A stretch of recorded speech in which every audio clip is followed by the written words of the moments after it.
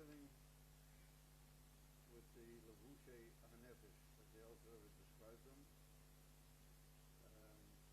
And we saw that the Levushe, the garments of the Nefesh Elokis, were three inyonim: Machshova, Dibur, and Maisa, deed.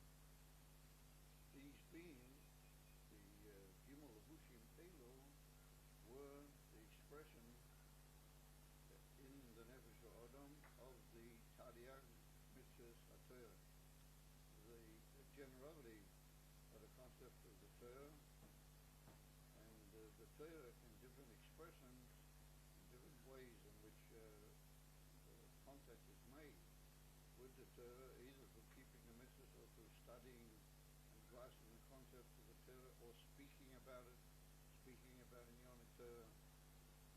Then those three levushim, garment and clothes, the 10 powers of the soul, which are more the essential essence of the soul, as we describe it here in Tanya. That's not working. Every few weeks. Did you mention it to? You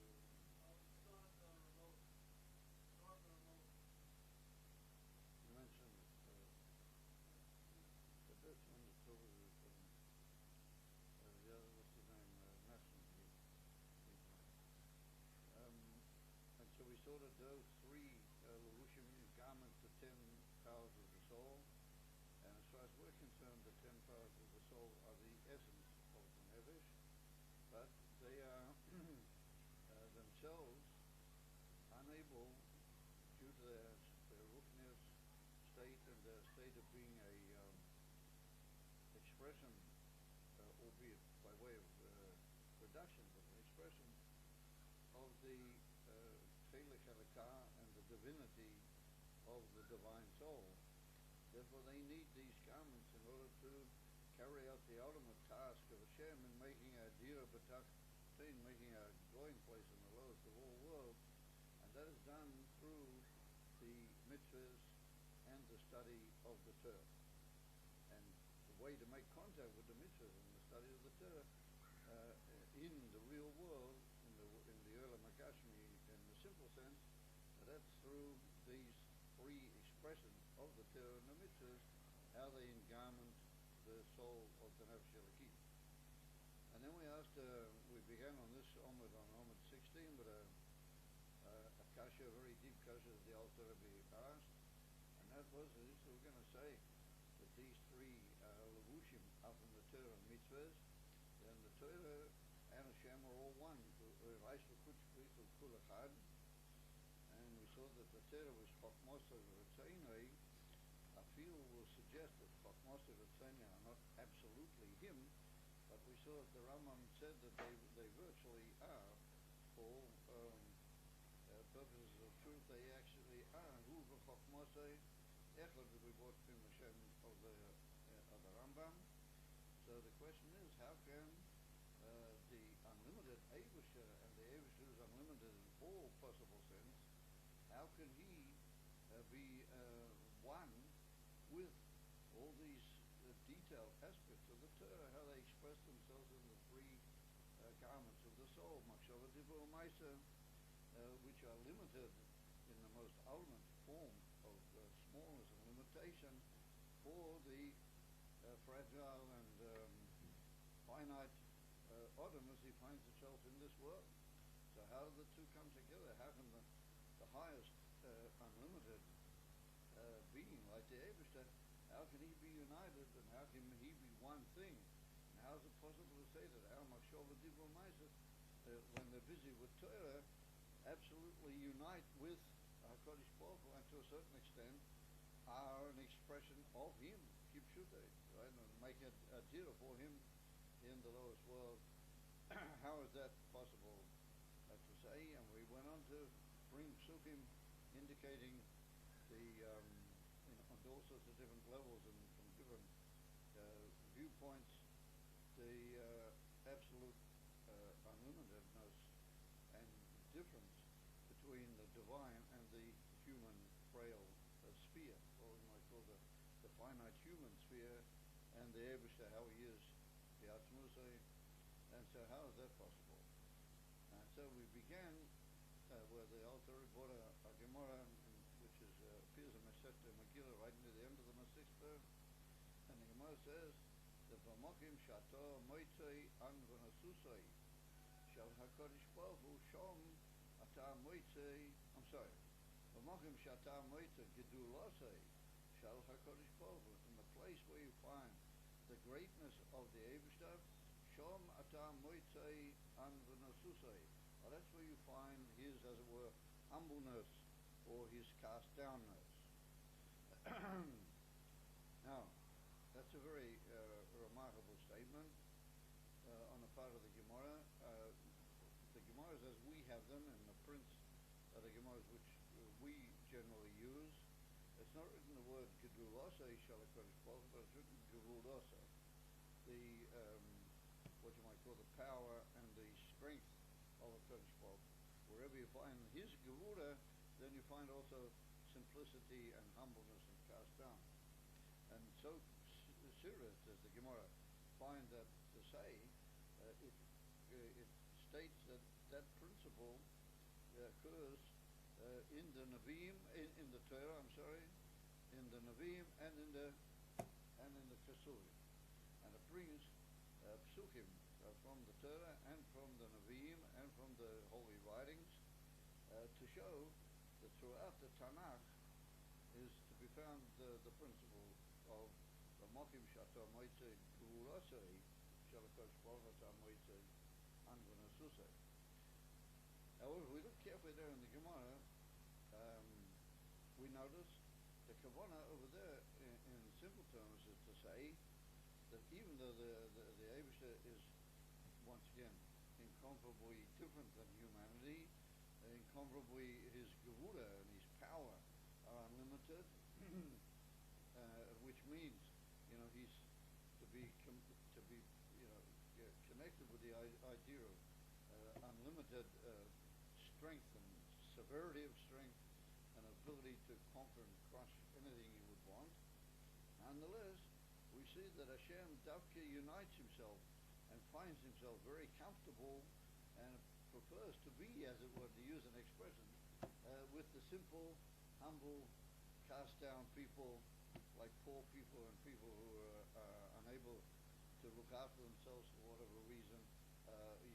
Yesayimim, how do you call it, orphans or widows, people of that nature, cast down people who need assistance, longing for encouragement and a good word in this life, etc., etc. The Eibishter dwells with those people, and he's with them, and he unites with them. And if we want to, as it were, find the common company of a Kodesh Baruch Hu, to use an expression, then that's it. It's these simple people.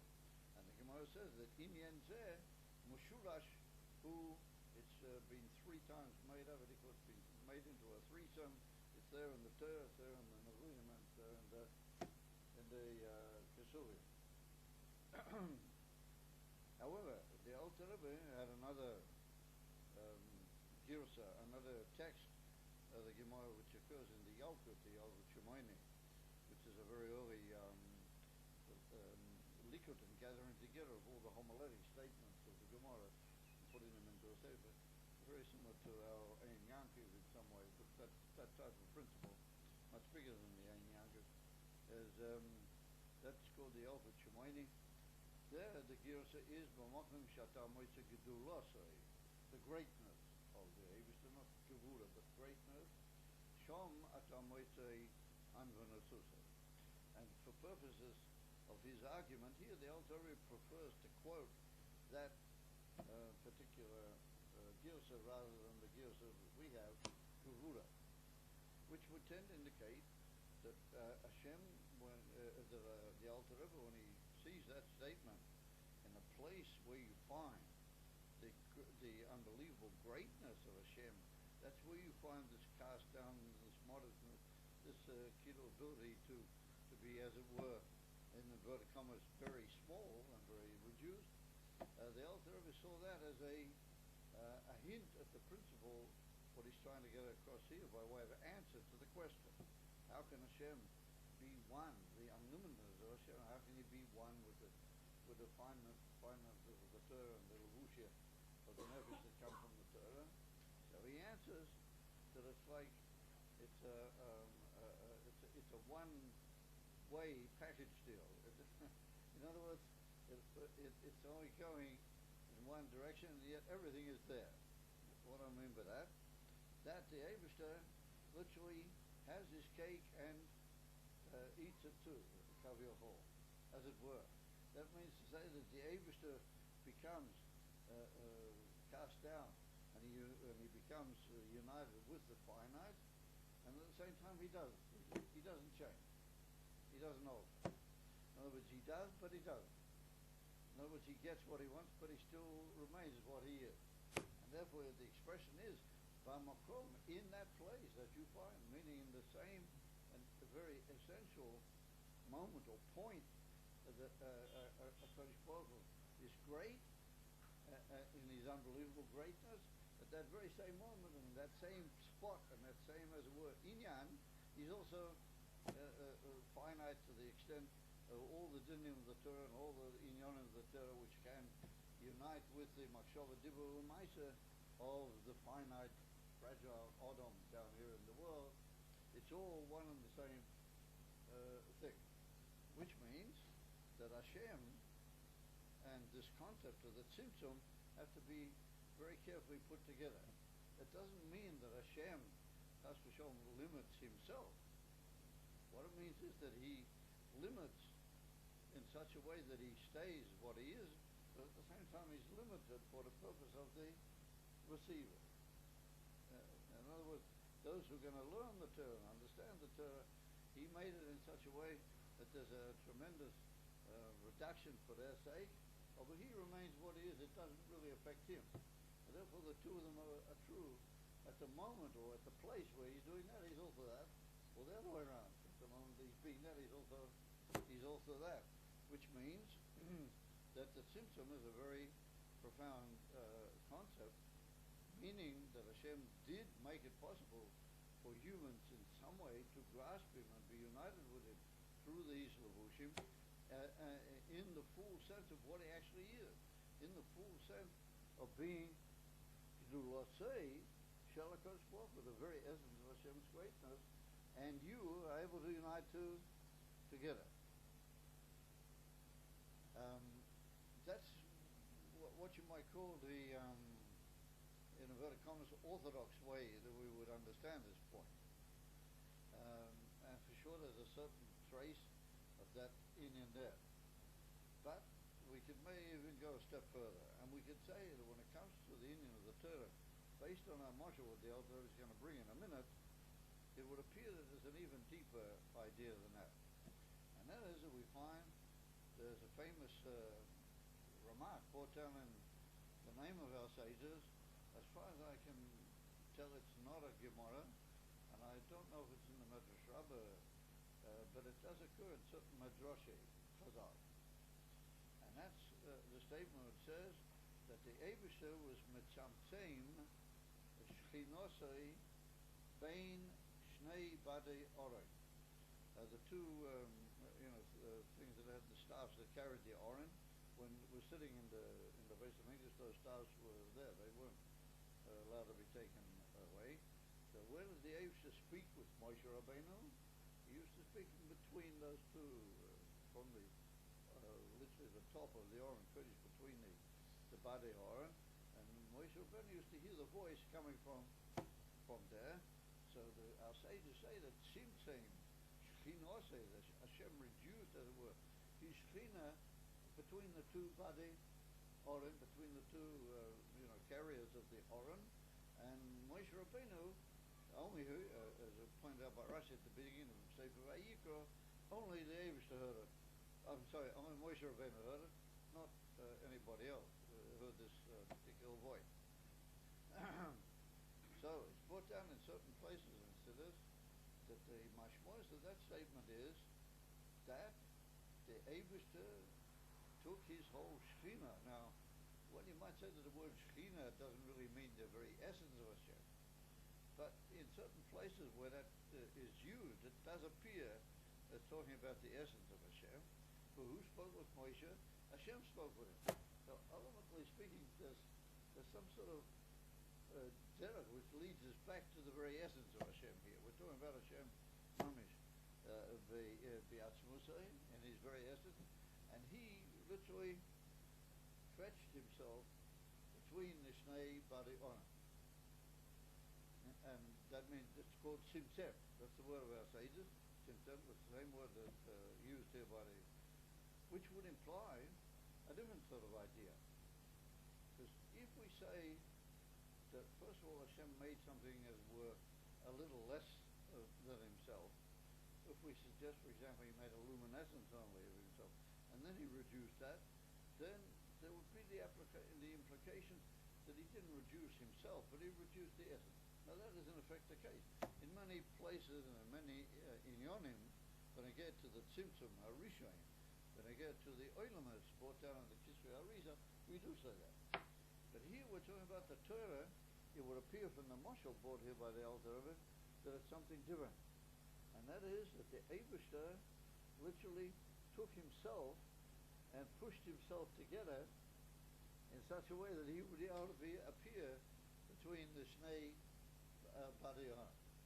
Which means that if you've ever, I mean, just to form a very gashmistic picture in your mind, if you've ever seen these musical instruments where they can be sort of drawn out, they can be pushed into what they call accordions or something. Yeah, you can draw them out and you can stretch them in. Oh, it's the same accordion. It's not a luminescence of the thing. That's it. All you do is you just stretch it together and it remains what it is, but it reduces itself into a smaller area. So in the same way, the very essence of Hashem, as it were, as he's united with the Torah and is united with all of the inyonim of the Torah, are literally Hashem, how he's pushed himself together in such a way that he is able to be in a limited place with the cast down, as the Gemara talks about it, with the cast down and with the cast downness of this world and the simpleness and the insignificance of this world, and yet it can still be him. It's still absolutely him. Which means a most unbelievable idea that the very place where you find the smallness, that's where you find Zulasi. You find him himself, the way he really is. And that doesn't in any way represent a contradiction for Hashem. Because Hashem, being as he is, Kol Yochel, he's absolutely omnipotent, he can do that also. He can, as it were, reduce himself like a accordion, Kaviyachol. He can reduce himself and appear between the Shnei Badi Onan, and there's no problem. That is in the very place where we find the simplicity of Hashem, and as it were, the modesty and the most cast downness of Hashem. That's where we find his very essential greatness, which means that it's only the divine could do that. Only the divine could take the whole unlimited, which Hashem's unlimited is to call it unlimited is just a term that our tongues have, but we have no way of describing it. That it should be absolutely expressed in a finite place, and in place and in time and all the fineness of the world. Oh, that is the most unbelievable trick that could be imagined. And that's what happens with the Torah. And that's what the Alter Rebbe quotes that statement from the Gemara. In the same place that you find the unbelievable greatness, that's where you find the unbelievable simplicity of Hashem, all of it together. And it's like I said before, it's a package, it's everything. It's a Kodesh Baruch Hu completely. And yet, we get our cake and eat it too. Hashem remains what he is, and yet at the same moment, he becomes, as it were, now, certain great people brought doing with that, which is also based on a lashon in the Medrash Rabbah, a statement by Rabbi Gamliel. And the Baal Shem Tov, he gave a mashal on it from what's called, they used to have in the old days a thing which is called Schwindeltreppe, they were called in Yiddish. how do you call it, bluff uh, steps or stairs going upwards. In other words, I remember when I was a kid, also they had it in the circuses. They had these things that you went up so many steps and you couldn't see anything. And all of a sudden you got up the steps and you saw yourself normal. You had a big image of yourself, but it was more or less normal. And then you went another few steps, you couldn't see anything. And all of a sudden you get to a certain step and you see yourself 3 times as bigger than what you were when you started. You see the same image as yourself, but you see a huge height. Yeah? And then you go another few steps up, and then all of a sudden, you see the same image, and you're all stretched down. You know? But it's the same image. It's the image of you, but it's all, and you're all sort of expanding out that way, but it's you. And then you go up, and you see a middle where you stretch from the broad, and then you stretch from the long. And those things were called in Yiddish. In the old days, they were called Schwindeltrepp. And they called bluff stairs.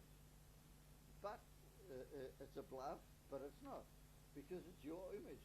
It's the same image that there was at the beginning of the steps. Each image is the same image, but it's just sometimes it's like that, and sometimes like that, and sometimes like that.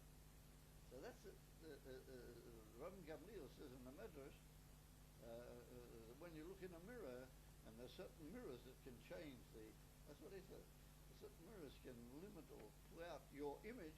It's your image everywhere. And that's what he said to her. He answered an unbeliever who asked him a question. And he said that's how it is with the Abisha, that he can give us the Torah and speak through the Torah. Yeah, and he's like the Moshel Lamaris Gedolos or Lamaris Ketanas. That's what he said. And that's the swindle trap. And that's the Moshel here. It's the same Abisha. Now the Abisha can push himself down, or he can draw himself. He can draw himself up, as it were, but it's still him. It's still exactly the Abisha, and that's the union of the Torah. In other words, when we learn the Torah, we've got the whole Abisha. We just have him in a very reduced form. Why does he have to do that? Because we can't take him the way he is. When he's in that reduced form, then it's possible for us to, in some way, to make that contact, and that through the Torah, the way he's reduced himself in the Torah. And it's a very amazing concept, which means here that this is not the normal, in inverted commas, concept of the tzimtzum brought in other places. Now, this is a different type of tzimtzum. This is what we call tzimtzum ha'atzmi. The very essence itself is mitzamtzum its own self, which is the concept of the thing that sort of fetches together. And that's a very amazing business. That's a very amazing idea, and that's, says the Alter Rebbe, that's the way to, that statement of our sages is like the leader and the pointer of the avenue of understanding how it is that the unlimited Eibishter is able to be one with such a finite Torah, and with your Machshava Dibur Maisa, which are obviously finite in the most ultimate sense. How can that occur? Well, there we are. So therefore, now says the Alter Rebbe in describing it, he says, "V'tzimtzim HaKadosh Baruch Hu Ratzoinoi v'Chokmosoi v'Taryag Mitzvahs HaTorah u'v'Hilchoi Seihen." He said, the Eibishter, like we said, he reduced, but he didn't reduce it. He, as it were, I would use the expression, he quetched it. To use the expression, he quetched and, as it were, brought together in a finite and minimal state his will and his wisdom, which we said they are the two aspects of the Torah, which are one with HaKadosh Baruch Hu, as the Rambam points out. And he said, where did he do that? He did it in the Taryag mitzvahs of the Torah, in the 613 mitzvahs, which are the commandments of the Torah, and Hilchoi Seihen, and all of their halachas. In other words, in order to know how to keep a mitzvah properly, you've got to learn a lot of extra detail. So we see that it's not just 613 either. 613 is a tremendous symptom from absolute unlimitedness into 613. But he said it's really finite details of even greater than that. Each single commandment has got who knows how many halachas and how many chapters in Shulchan Aruch which relate to it, and which so many different ways. Take, for example, you're learning Masech the Sukkah at the moment. You take a sukkah. A sukkah is a concept mentioned in the Torah. There's a whole sector about it, and there's chapters and chapters of the Shulchan Aruch, all with finite detail. I mean, the Gemara goes into all these finite detail with tefachim and 10 tefachim and 4 tefachim and 3 tefachim and the whole, and all those halachas. All of those are Kodesh Baruch Hu's Chok Mosei V'Ratzainoi, how they are by Him. That's the way they are in those halachas of the Torah. And even further than that, he says, "U'b'tzurufei oisias Torah Neviah and Kesuvim v'droshei Sehem shebegodes u'medroshei Chachmeinu Zal." So he said that the Eibusha made this Tzimtzum not only in the commandments and their halachas, but he said in the very essence of the Torah Shebiksav itself. The very Torah Shebiksav is exactly the same principle. So you might have thought, in other words, you might have thought maybe the Torah Shebiksav is in some way, that's like out of the picture. And where does it seem to occur in Torah Shebaal Peh? Because in Torah Shebaal Peh, we have the mitzvahs, how they come out of their halachas. And the mitzvahs are like another area and sphere of it. Just in the original way the Torah was given to us, maybe that's some other principle. That offers the Alter Rebbe. No, the Torah Shebiksav is exactly the same principle. It's all the tzimtzum of the Eibusha. It's just over there. It doesn't occur in dinim and halachas, specific concepts that you can relate to. Over there it occurs in letters. And in those letters, in other words, each letter in the Torah is, as it were, kaviyochel, a piece of a Kodesh Baruch Hu. And even more than that, even in every letter is his whole, as it were, unlimited essence. And therefore it's understood why it is that if you're missing one letter, or one letter is damaged, or who knows, the whole Sefer Torah is possible. You can't read it, because every inyan in the oisias of the Torah, or Nevi'im and Kesuvim, are all part of that symptom. Hashem is in that little weeny part of that ois, just as He is in all the elements, and Ad L'Mayla Mayla Adein Cheker is great now. So that was the Alter Rebbe. We're talking here about a most amazing concept in symptom, in reduction, and of course Paul has reduced himself in those oisias. And just like, in other words, there's a similarity in Torah to what there is in mitzvah. The first of all, there's the mitzvah, what they're the actual expression that the Torah gave to a certain matter, and then how that, as it were, ricochets almost, to use an expression. It's mitnotzet, it breaks into sparks, also unlimitedly of the halachas. As the famous statement of our sages, halachas ein mispar. It's the truth that you can't really number the number of halachas in the Torah. It's an ein sof, and each generation it develops and expresses itself in more and more detail. That's the union of the halachas. The same way with the original letters as they are in the Torah Shebiksav, each letter is like an original giving point, and then it breaks up into Droshei Sehem. What Droshei Sehem is the interpretation. The interpretation and the homiletical conclusions taken out of every word or sentence. And sometimes we find even just from a little part of an os, the Gemara learns out, and the Gemara brings about the great master of the whole Torah Shebaal Peh, Rabbi Akiva. That Rabbi Akiva used to be able to doirish tilei tilim. He could dash in huge quantities and packages of halachas from tagim on the earth. With just one tag, he could dash in you one like little small tail on a certain letter, written in the way it was in the Torah, in a particular reference. Rabbi Akiva could dash in you huge packages of inyonim in the practical aspect of the Torah. That was the unbelievable greatness of Rabbi Akiva. And we have to remember that you guys were in Miran, and Rabbi Shimon was Rabbi Akiva's medical student. And Rabbi Akiva, he was the Marcus of the Gemara, the whole Torah Shebaal Peh. And the amazing thing is, I saw when I was in Tzfas on Shabbos. On my Shabbos, I have this video that they show of the Rebbe, and the Rebbe was talking about they brought a piece where the Rebbe was talking about the whole Indian of Rabbi Akiva, and that the greatness of Rabbi Akiva was that he came from what you might call almost the outside. He he had to undergo a whole series of, tremendous, as it were, effort in breaking through and changing his life in this world to reach the level that he did. And then the Rebbe said the same about Rebbe Shima. The Rebbe Shima was unbelievably great before he went to the cave. But after he came out of the cave, the Gemara tells us he get to shoot double the amount of answers to a kasha from Reb Pinchas ben Yoel than what he could before he went into the Maya. In other words, the whole meaning of Rashbi's Torah also developed in a incomparable fashion through being in the Maya. So the Rebbe brought a whole thing to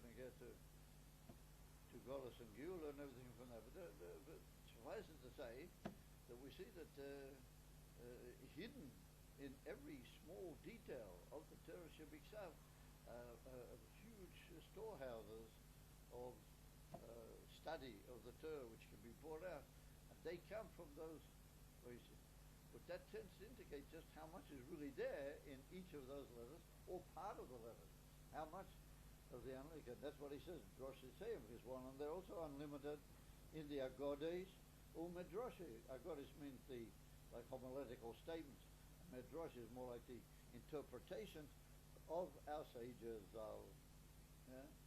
In other words, it's like source points and then further development. Tariag mitzvahs, which is also a huge symptom, and then from that further more details, but coming from one halacha, as it were, huge amounts of halachas, and from one